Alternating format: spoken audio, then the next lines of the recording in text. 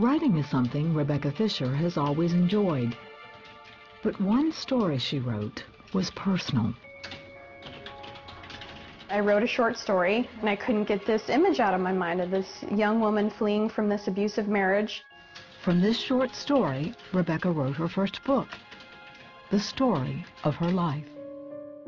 Rebecca grew up in a busy household with 3 siblings and working parents.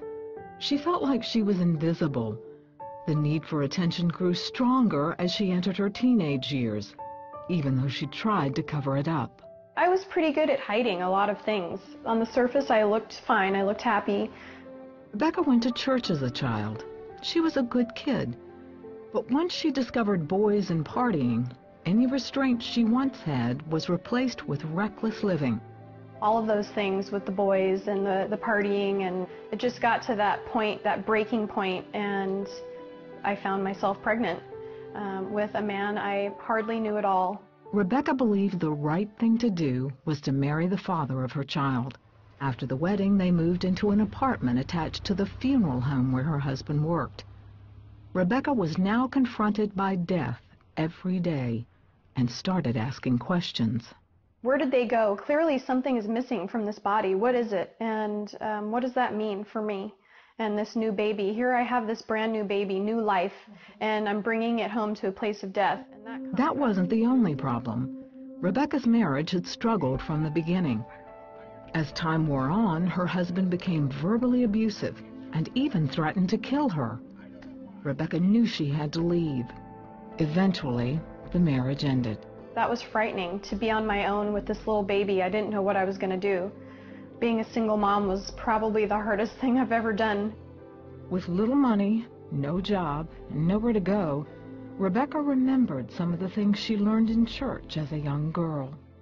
I've had someone tell me that you have to need God like a drowning man needs air. And that's when you experience Him. And that's where I was. I was drowning and desperate, and I cried out to Him, and all of a sudden, everywhere I turned were people who were loving me unconditionally. I had never felt that before, ever. Rebecca found work and enrolled in college. There were difficult times, but she believed God was providing for her. It didn't take long before I started saying, okay, what about this Jesus thing?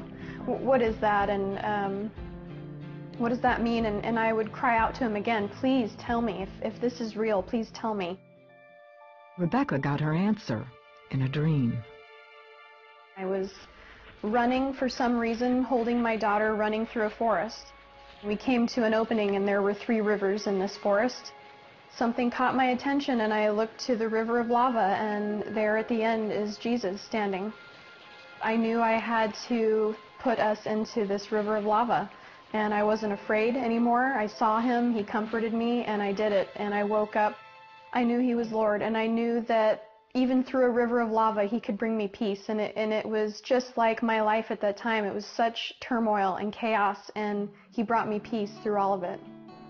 Yeah. Rebecca gave her life to Christ after the dream. She met and married Jeff, who also had a daughter, and a story similar to Rebecca's.